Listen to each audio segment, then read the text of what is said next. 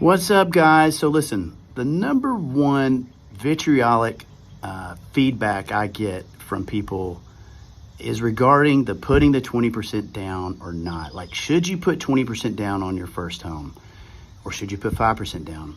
And there's some things to consider with that. But one thing I want you to understand, maybe a little background, is that the average down payment historically for first-time home buyers is 6 to 7%. So if you go back and look at maybe the last 30 years, all those millions of homeowners who became homeowners by putting 6 to 7% down didn't wait around to put 20% down.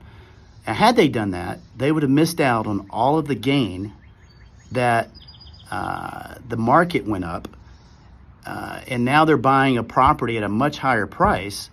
Now, the argument to that is, well, you're assuming that the market goes up every year. Well, no, I'm not assuming.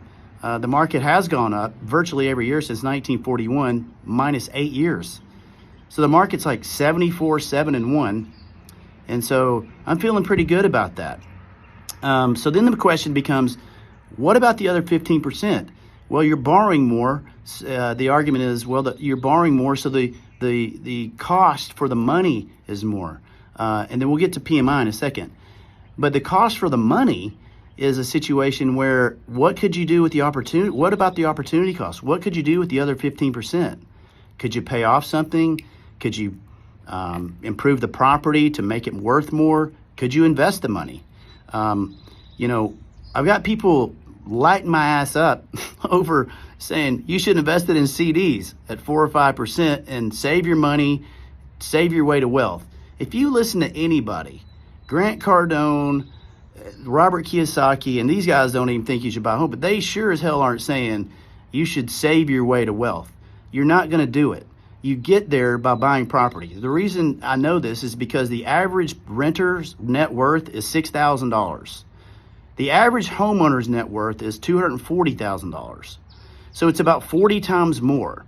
So you really got to think about who you're listening to. And you can listen to people that listen to Susie Orman or Dave Ramsey, and they're really great for just getting out of debt. But what they're not good at is telling you how to actually build wealth, and that's with using real estate as leverage. So what is leverage? It means just getting a loan. It means getting a loan and getting into the market sooner than later. This is not just because I'm a mortgage lender. I've been doing this 26 years. I'm not going to starve if I don't close your loan. I'm just trying to tell you that the sooner you buy a house, the better off you're going to be in the long run, because it's not just the fact that the house appreciates, it's the fact that you get tax deductions. You get to deduct the interest expense. Now, do houses have expenses? You got to mow the yard, you got to fix shit when it breaks? Yeah, you do. But how's that rent at costing you at 100% interest? How's that going?